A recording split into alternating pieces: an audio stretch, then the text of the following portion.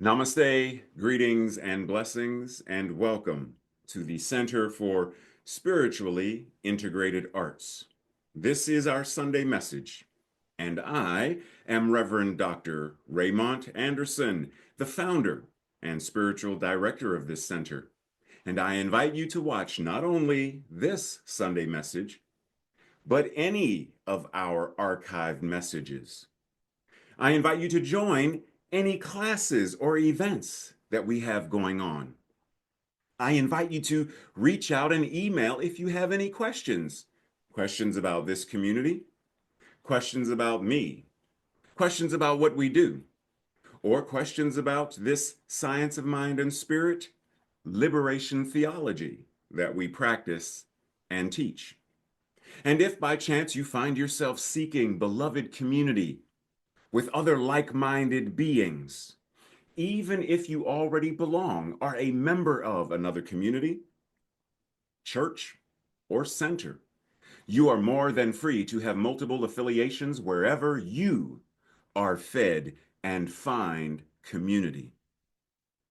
You are invited. And lastly, feel free to click like, subscribe, and share this or any other message or announcements with others in your circle. And with that, much appreciation, love, and blessings. Enjoy the message.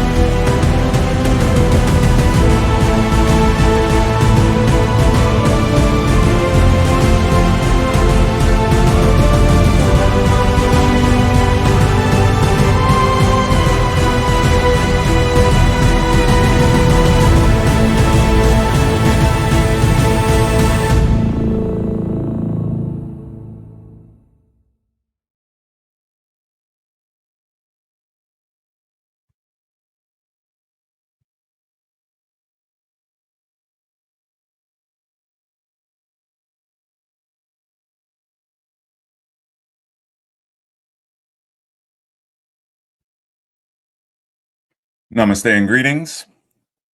Welcome to July 13th. The year is half over. Oh, so much to do, so much to do. So today we are talking about the wisdom to be learned from the sharks. What? Yes. So how can you outgrow the limits that do not protect you?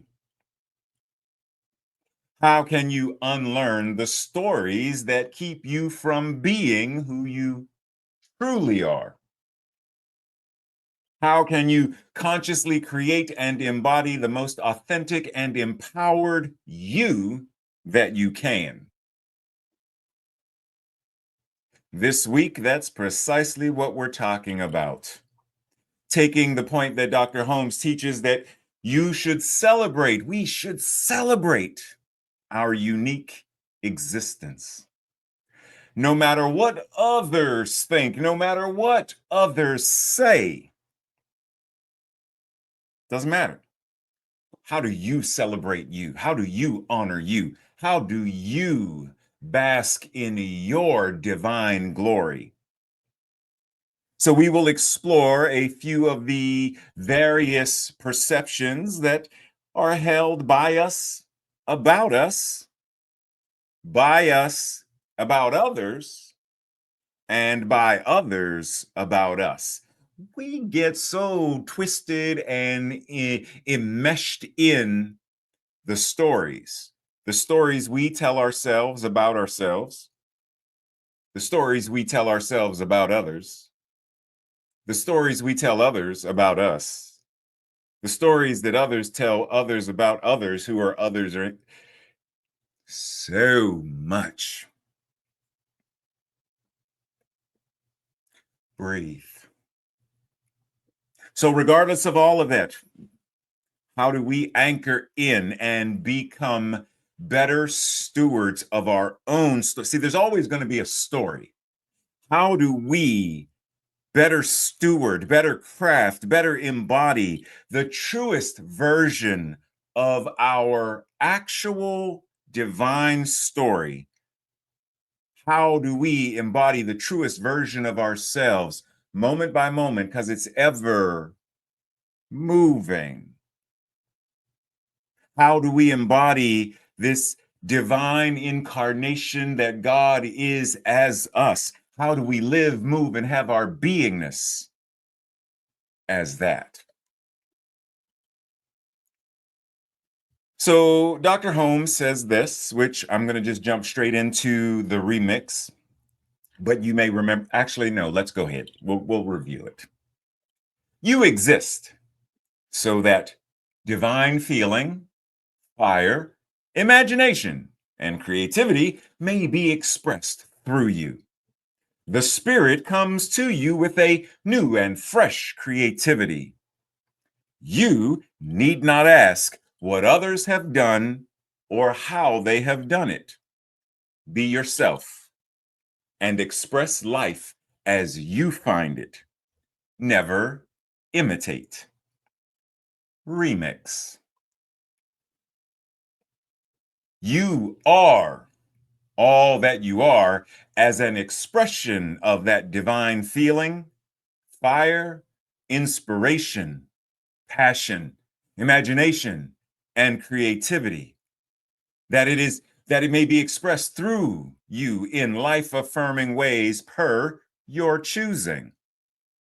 The Spirit, which is you, comes to you as easily as you come to you with a new and fresh creativity per your allowing. You do not need to ask what others have done or how they have done it in order to be like them. Be yourself and express life as only you can. Breathe. See, there's nothing wrong with saying, Tracy, I'm trying to, how did you update your phone? There's nothing wrong with asking someone how they did something to do it. So I want to start a business. How did you start your business? That's fine. But when we are copying in order to be like, So what did they do? I need to be like them. What's the latest TikTok trend? I need to be like them. I need to copy rather than develop my own unique way of showing up and showing out. As Basho said, do not seek to follow in the footsteps of the old, or what he once said, of the men of old. Seek what they sought. Don't seek to follow in their footsteps. But what did they look for? What were they seeking to attain? Seek the same. Joseph Campbell says in another way, if you follow someone else's way, you are going to realize their potential, not yours.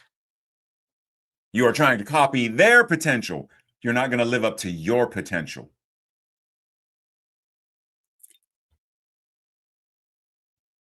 Where do these three gentlemen come from?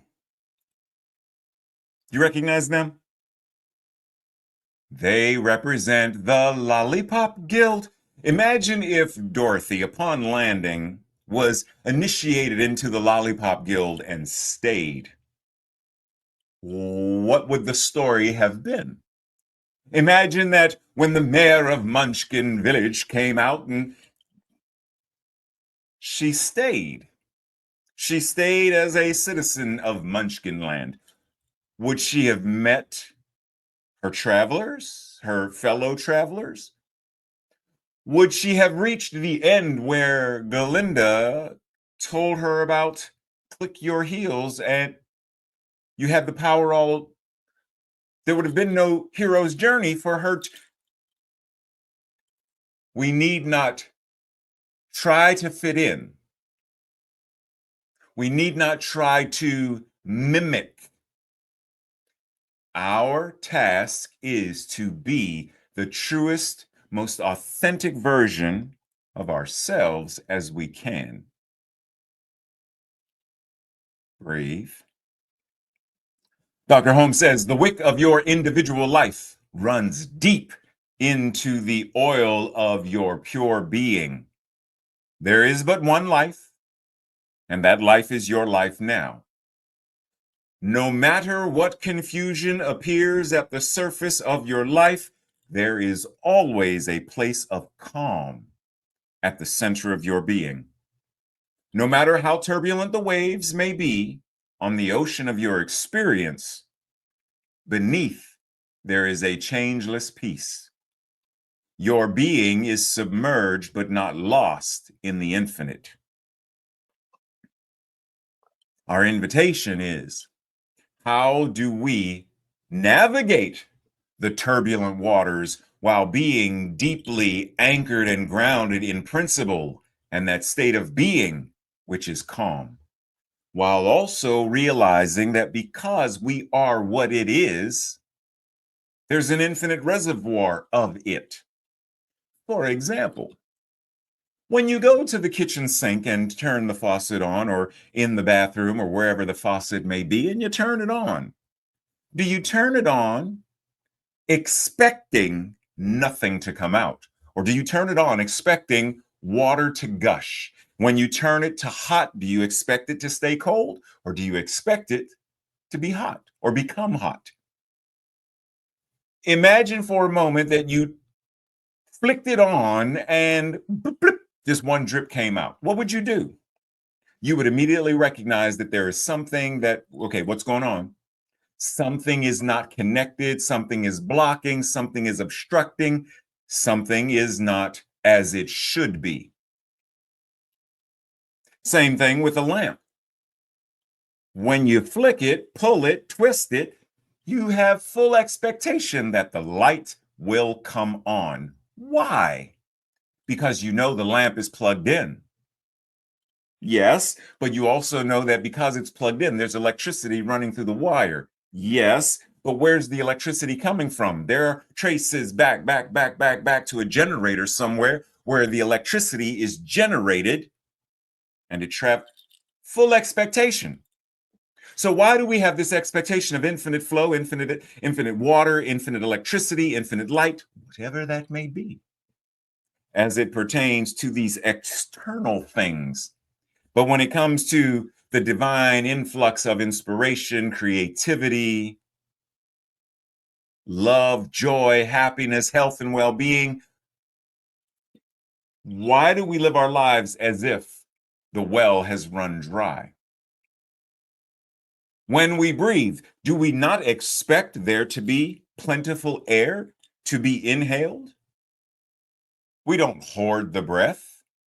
We don't breathe as though there's a scarcity of, because if, Mike breathes 10 times, then Ray will have 8 breaths. He's breathing too much. He's taking extra breaths. It's not fair. I'm trying to catch up. We don't breathe like that, but we do money that way. We try to get before someone else gets got. The laws of competition, there can be only one winner. So we must win at all costs, gain at all costs, cheat if necessary, to be the richest. That's counter to divine law of principle, which says there's more than enough for all. God is all there is. There's more than enough. But we're not living based upon principle. We're living based upon toxic capitalism, toxic consumerism, and more, which is why we are suffocating, which is why we are bound and trapped rather than giving ourselves the ability to fly free, to live free. And one of the things that stops us is what this represents. When you see this image and you know the music, bum, bum, bum, bum, bum, bum, bum, bum, bum, bum, bum, bum, bum, bum. What does it stir within us? Anxiety and fear. But why? Why, when we think of Jaws and the whole concept, why fear? Because that's what the film, that's what the characterization of the creature was meant to instill in us. The actors are playing a part. They know this is a machine. But see, what happens is when we are indoctrinated, the mind does not differentiate between what it perceives, what's real and factual, versus truth. In reality, is that a shark? Yes. Clearly, it's not a puppy. But is it a living, moving, breathing animal? No. It's a machine. It's basically a giant puppet. So are we afraid of the giant puppet? No.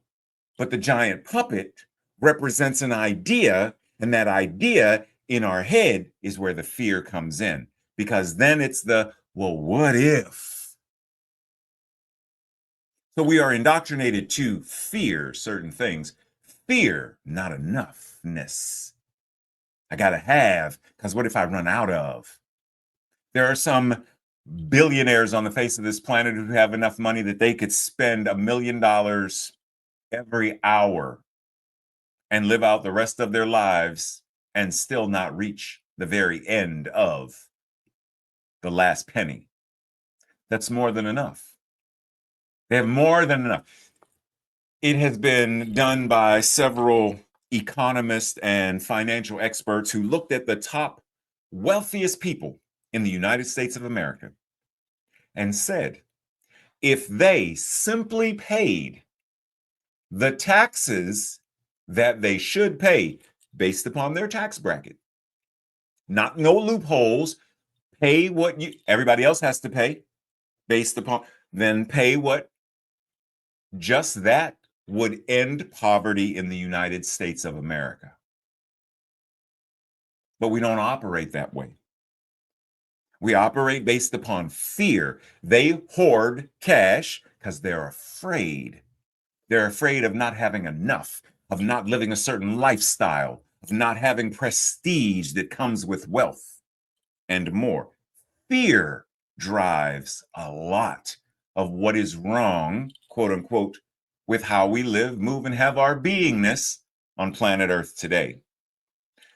Sensitive content warning on this next slide. Just so you know, we will be talking about racism and stereotypes and such. So there are some very offensive images on this next slide. Nothing grotesque, meaning no blood, guts, gore, but very offensive racist material. Ready? Let's go. These things do the exact same thing the robot shark does. It creates an image, it creates an idea, it indoctrinates us to believe the lie rather than the truth.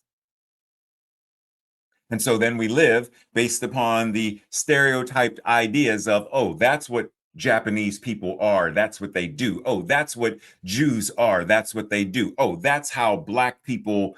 Oh, that's how Chinese people. Oh, that's how Hispanic people. Oh, that's immigrants, drag queens, transgender women. Oh, we create a false narrative and idea based on fear initially, until the fear metastasizes and becomes hate. This film, Birth of a Nation, is considered one of the most racist films, if not the most racist film ever made. Specifically because of its portrayal of Black people as the villains and the Klan as the hero, the knights in white. And the way it depicts this idea of the Black person who gets lynched for being this voracious, out of control Black man who must take advantage of the white woman's purity.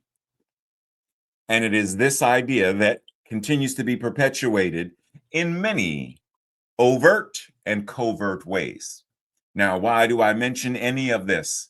Because as Science of Mind and Spirit 4.0, what we are learning, teaching, practicing, embodying is, if I want to live in a certain way, I must change the mental equivalence regarding it. If we want to end racism, sexism, homomisia, we must change our mental equivalence related to all of that. That means we are invited to take a serious look at the consciousness that creates it. What is the consciousness that creates othering? What is the consciousness that says someone is less than human? As the graphic says, no child is born with hate. They learn it. They're taught it, either directly or indirectly, but it is a learned, indoctrinated belief system. So if we don't want hate to pervade culture and consciousness the way it does, civilization the way it does, then we must have a mental equivalent that is the opposite of hate. We must bring more love into, more friendship into, more cherishing and esteem into our bodies, our minds, our words, our relationships, our politics, and more. Because currently, what is ruling? Cults, which we're going to talk about in a moment. Cults built on hatred and othering. So when we say no to one thing, we are saying yes to the possibility of another. When we say no to racism, we are saying yes to the possibility of a world that works for all. When we say no to homomisia, we are saying yes to being open, welcoming, a place of belonging, a world that works for all. When we say no to the systems that create poverty, we are saying yes to the possibility of there is more than enough for all. More than enough health care, more than enough food, more than enough shelter, more than enough clothing, more than enough to satisfy the needs of every person on planet Earth, if that is our choice. So one of the things we're going to talk about, this idea of MSR, M standing for misunderstood. What is the concept of misunderstood, such as sharks? Sharks are misunderstood creatures. What are some of the causes or reasons that someone or something could be misunderstood? Simply, one of or all three of these, or any combination of misinformation, which is false info that spreads regardless of intent to mislead others. Disinformation, which is deliberately created to harm, manipulate, or mislead. Malinformation, which is based on fact, but taken out of context in order to mislead, harm, or manipulate. This is why we vilify immigrants, LGBTQ people, drag queens, certain books that have been banned, DEI in general, and more. This is why. So the question is, do we know the difference? When information comes to us, do we know if it's mis, dis, mal, or simply information?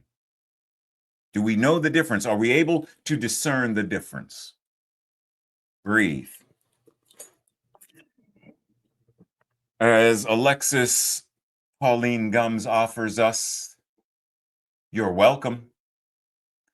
This is what the young blacktip reef shark, who came right up to the shore and accompanied me on the rest of my walk, said. What are you doing here? I asked in return.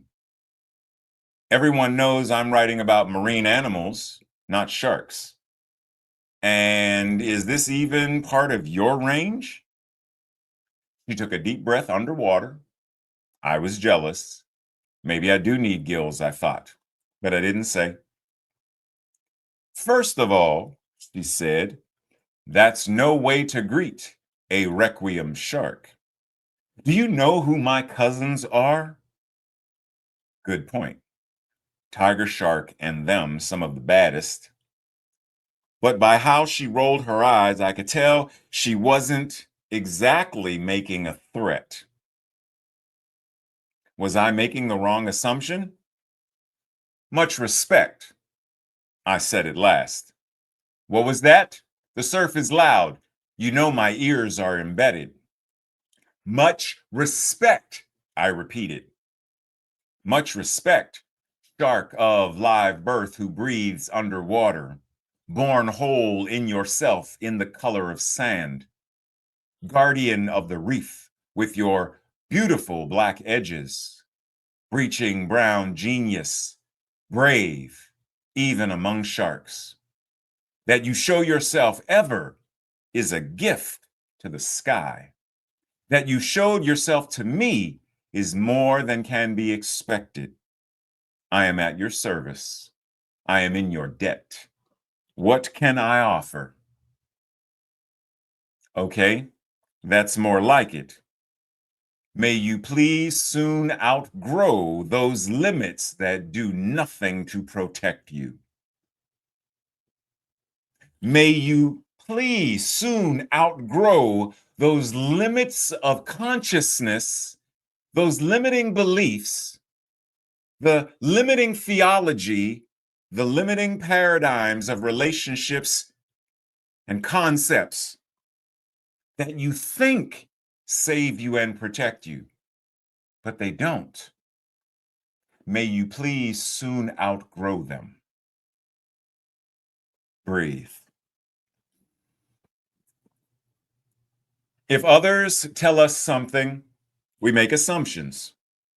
If they don't tell us something, we make assumptions to fulfill our need to know and to replace the need to communicate. Even if we hear something and we don't understand, we make assumptions about what it means, and then we believe the assumptions. We make all sorts of assumptions because we don't have the courage to ask questions. Don Miguel Ruiz. We don't have the what?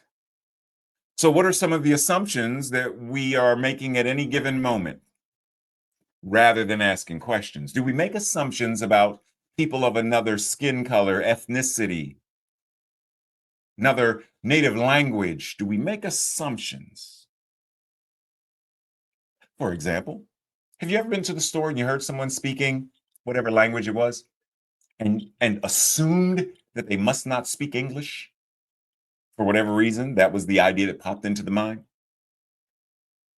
Or have we ever assumed that if someone speaks another language, chances are they don't speak four? How many people speak four languages? Clearly, they're not multilingual.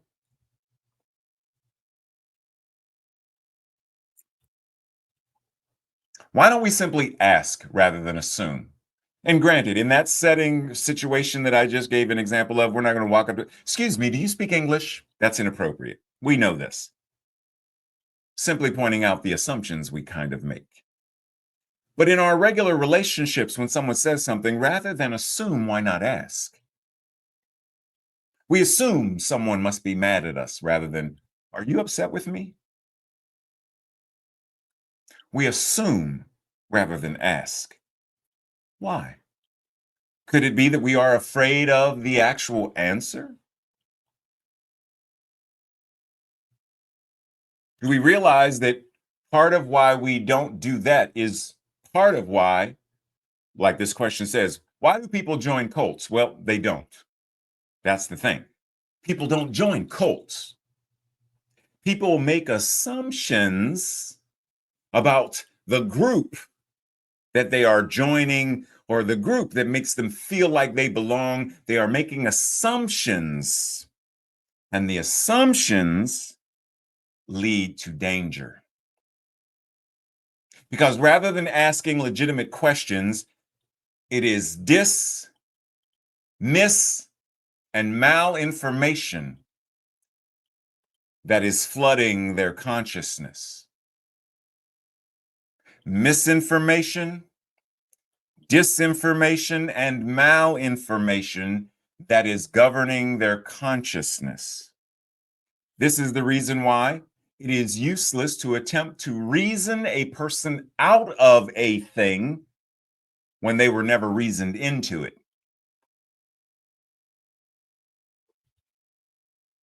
Breathe that in. Because oftentimes we have conversation with people about being in a cult, and it's what are they not getting?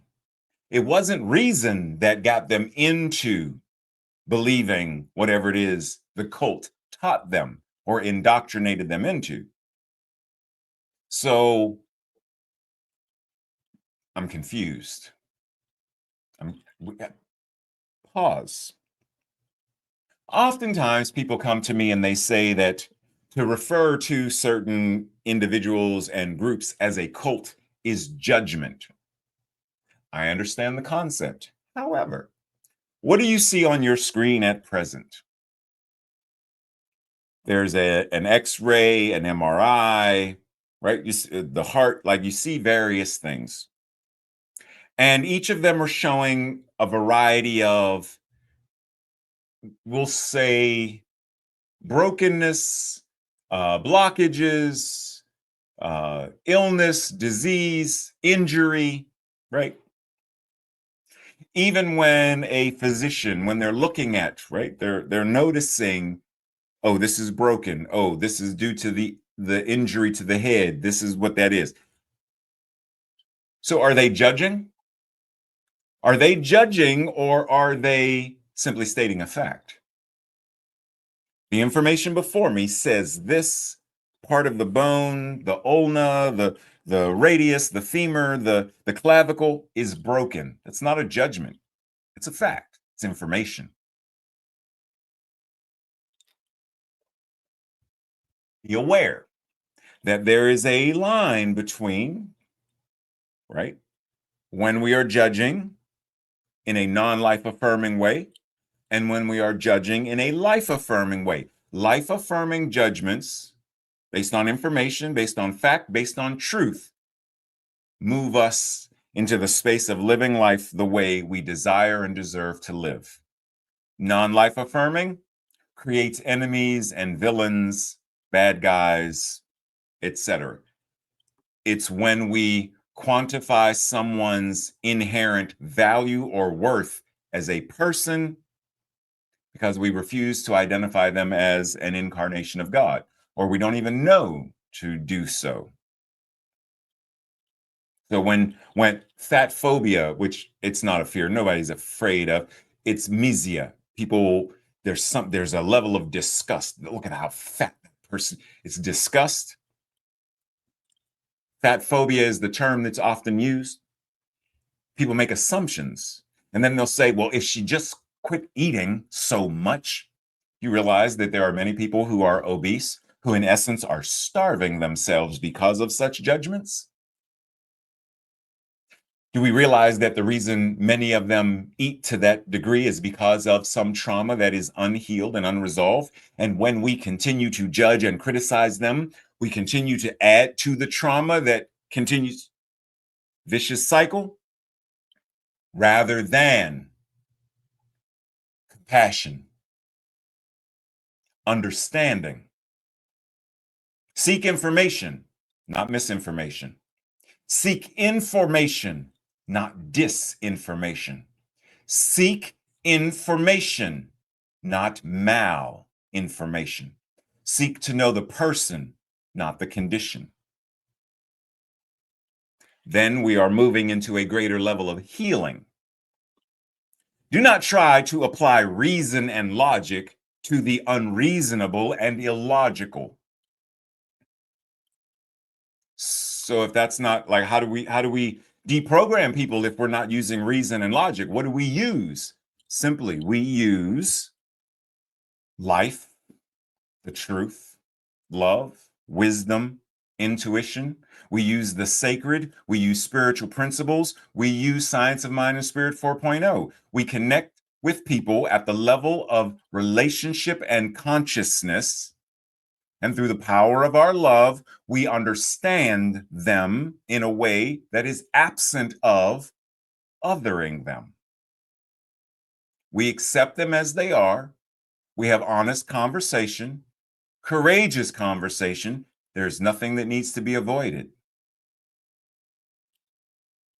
If a physician goes into a hospital room to tell the person that whatever this disease is, it's terminal. You have 6 months to live. If the doctor does not tell them, so what do you, oh, you're fine. Go ahead home. Take care. Goodbye.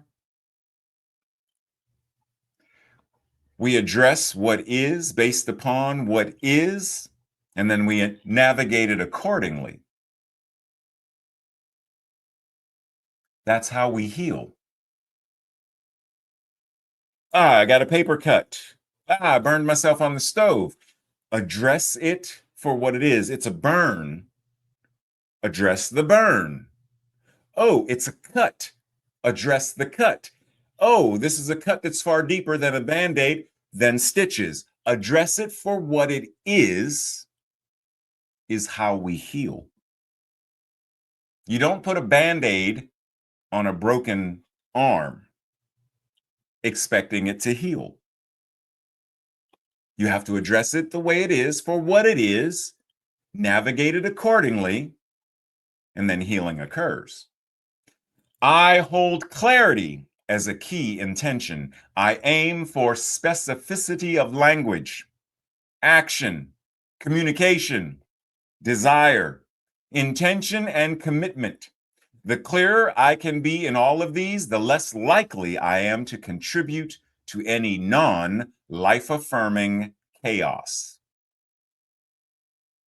The more I engage in these, the more I am a healing presence.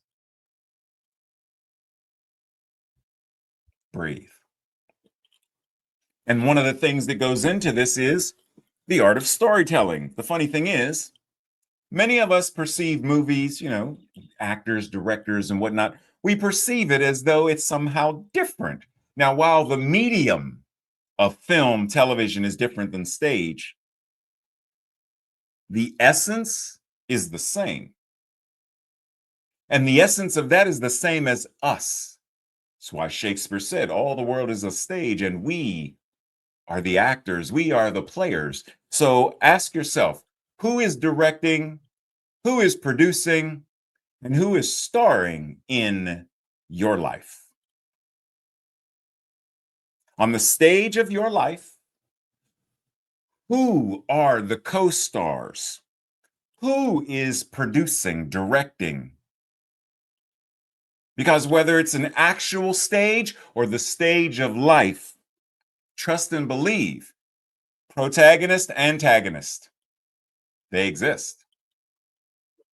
Is it a story of triumph, a story of healing, story of transformation, a love story, a comedic love story,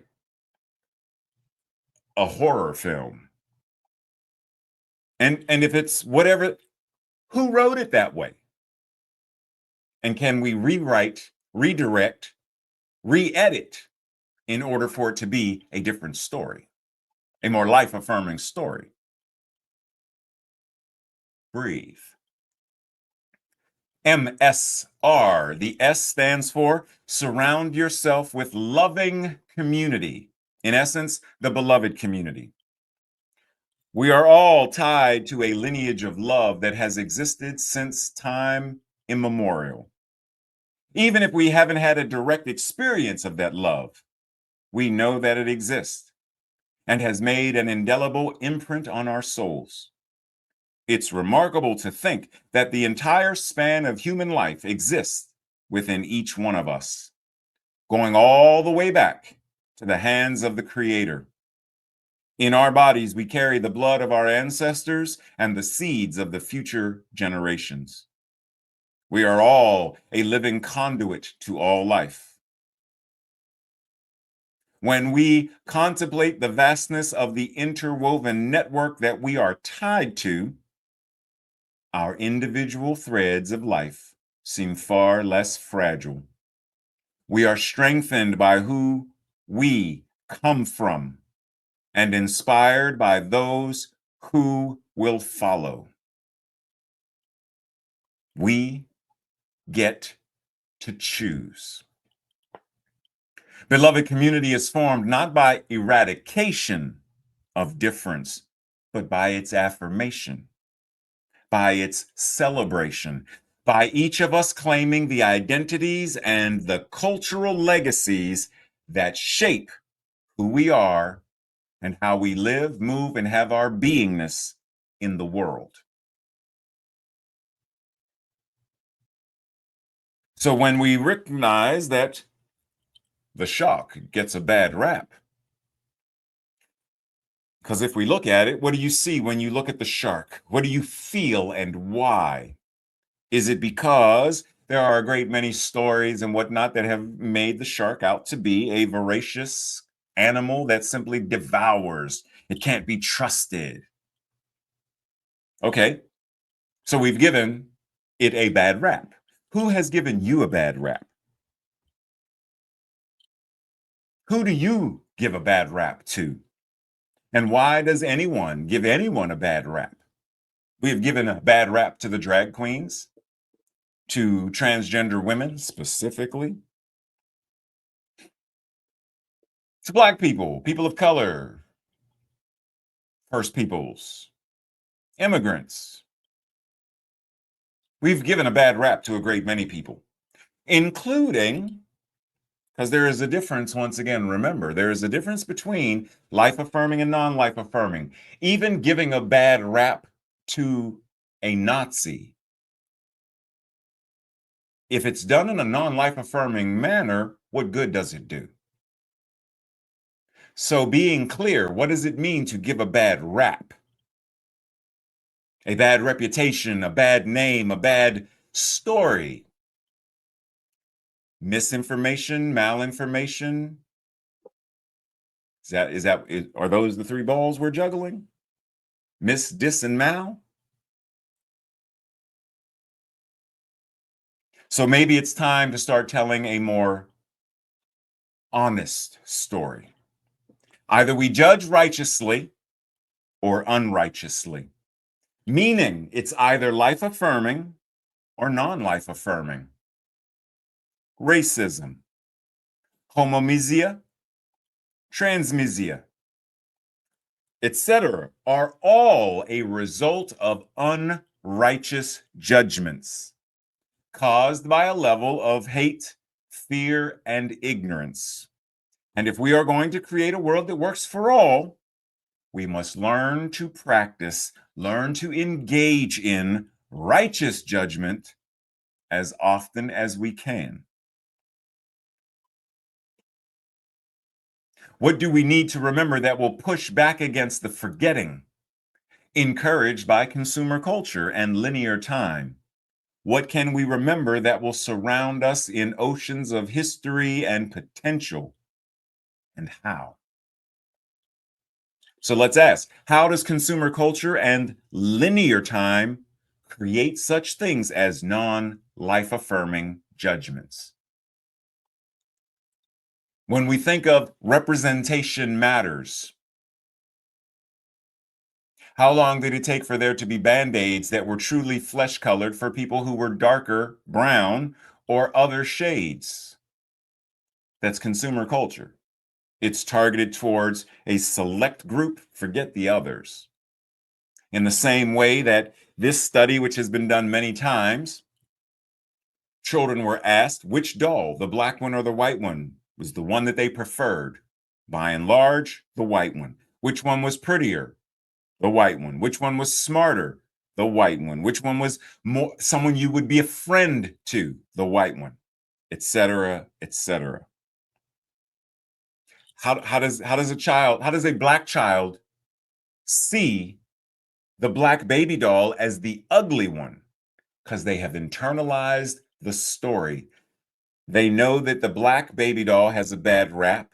They know that they have a bad rap, and they are living the testimony of the bad rap.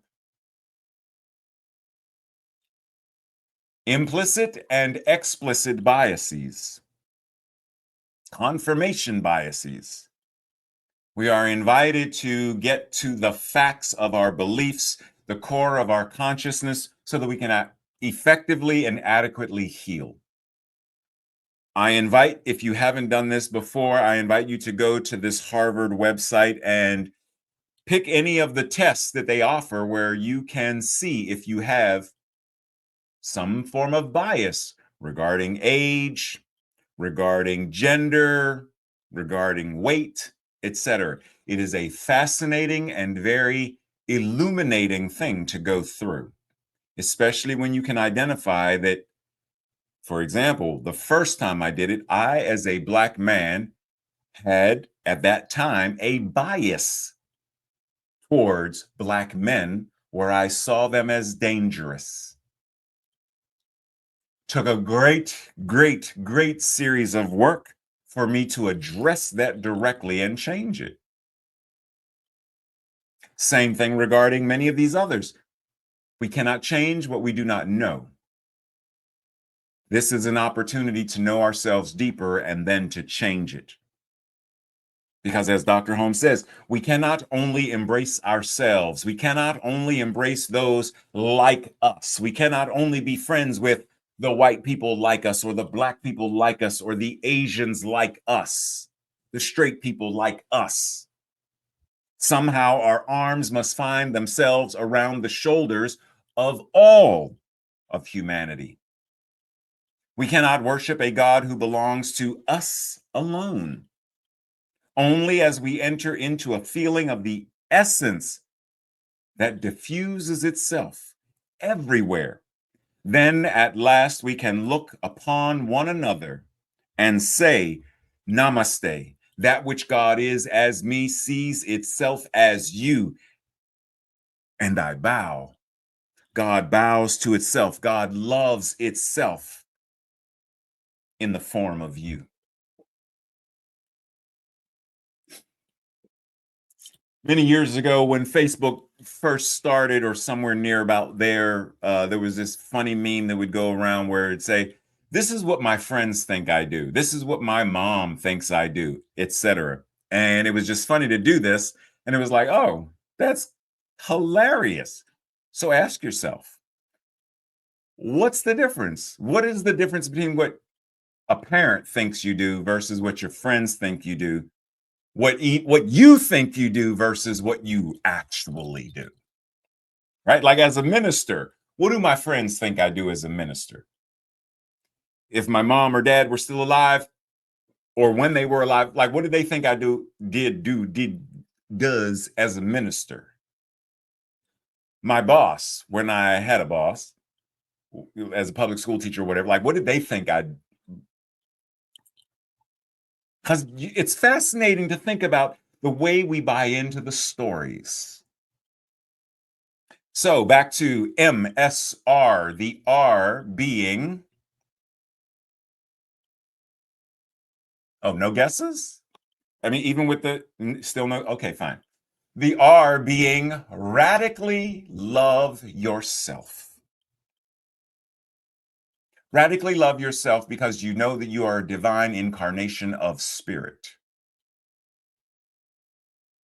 Love yourself to the degree that because you know you are a holy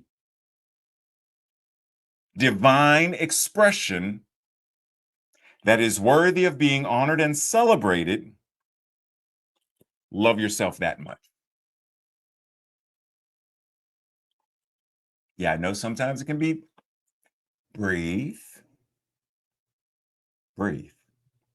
A massive and essential part of self-love is forgiveness and acceptance. So while you're making an effort and striving to be the best person you can be, at the same time, you need to recognize your own humanity. Try not to hold yourself to impeccable standards and just do your best right here, right now. Impeccable. Impeccable could be, like Don Miguel Ruiz talks about being impeccable with your word, having a certain level of integrity. So rather than thinking, try not to hold yourself to impossible standards based upon what the collective consciousness, the toxic consciousness expects you to do, expects you to live up to my expectations of, let those impossible standards go. Be the best you can in this moment, and in this moment, and in this moment. I carry within me the heart of a fill in the blank, the mind of a fill in the blank, the soul of a, and the wisdom of.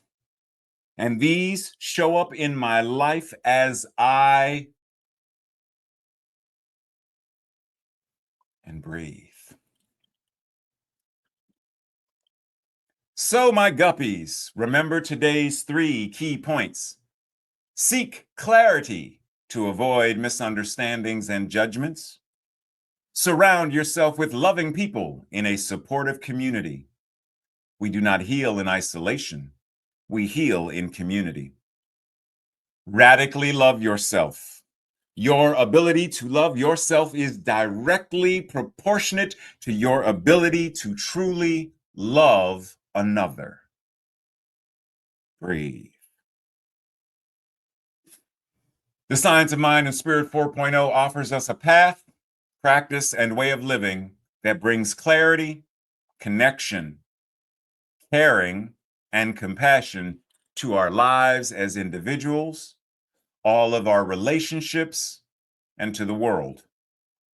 We live, move, and have our being as guided by accurate, life-affirming information and knowledge rooted in truth. We see through the fog of misdirection to the consciousness at the core. With this awareness, we apply relevant spiritual practices to do what is ours to do.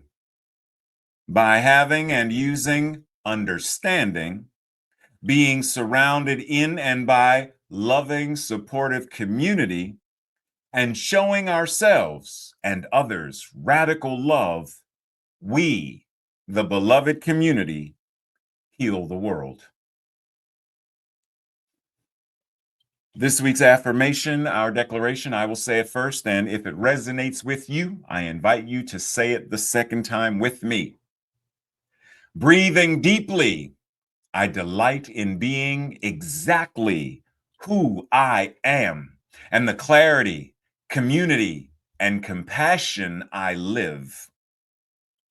Together, breathing deeply, I delight in being exactly who I am and the clarity, community, and compassion I live. And so it is. This week's journal questions for your own practice or for the Thursday night study group. What is an example of a stereotype I once believed about someone? How do I discern between dis, and malinformation? What is my method of discovering my implicit biases and addressing them? And regarding the Harvard implicit bias test, multiple tests, what were my results if I happened to take any of the tests? And what is mine to do regarding the results? What are some of the ways that people perceive me that are inaccurate? Oh, the stories I could tell. Number 5, how do I direct, produce, write, and act in the story of my life? Number 6, when have I allowed others to direct, produce, write, and influence my acting? And number 7, how do I discern and engage in righteous judgment, which is life affirming, versus non life affirming? And this week's the practice. What shall we do this time? Have a conversation where one person makes a non life affirming judgmental statement and the other person addresses it to shift it to a life affirming way if that is possible.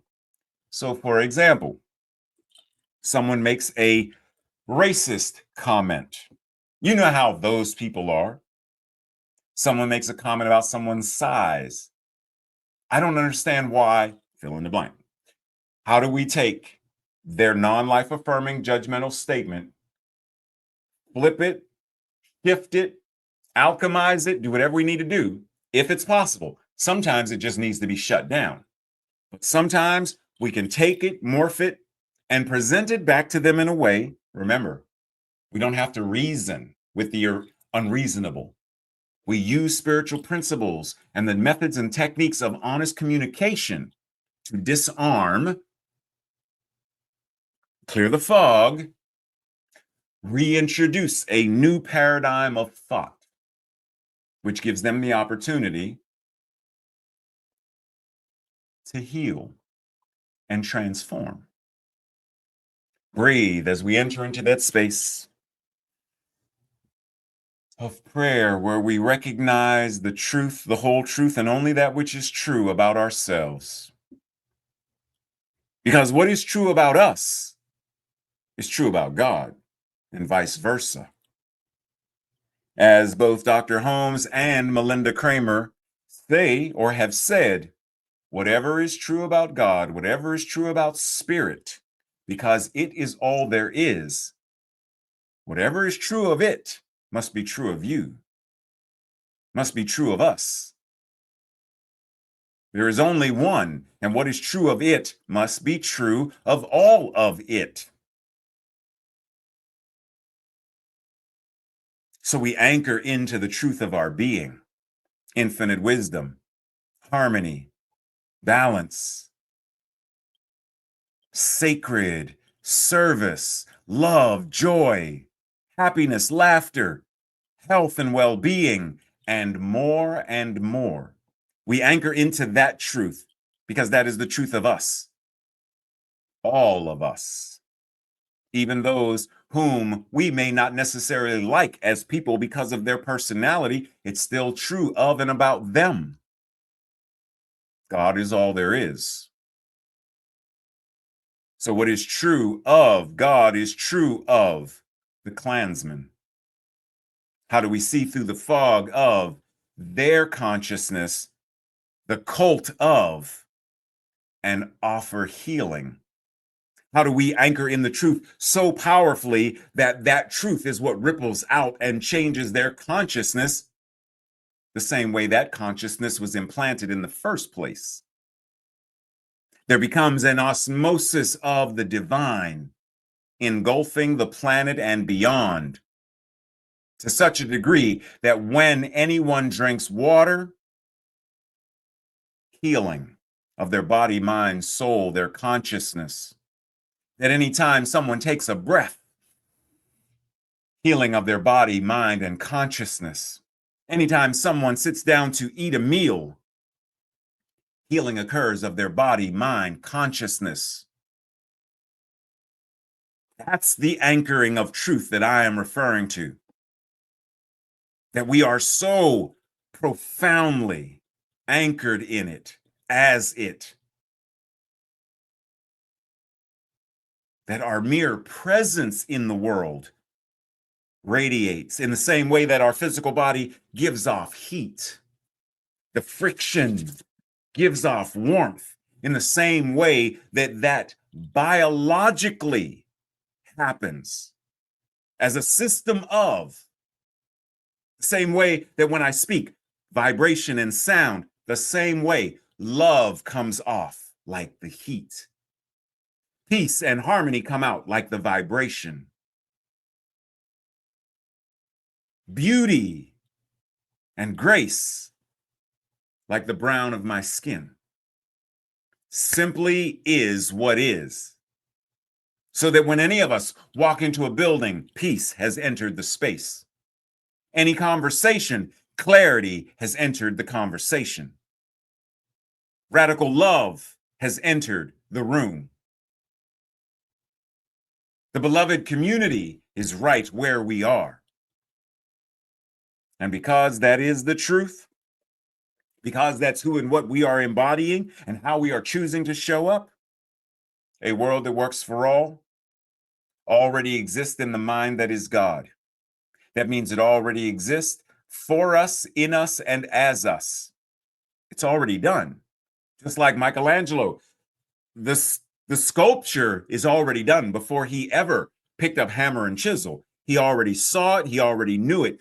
All he did was hacked away everything that wasn't it. That is our job, to remove the things that are not a world that works for all. Racism, there's no place for it.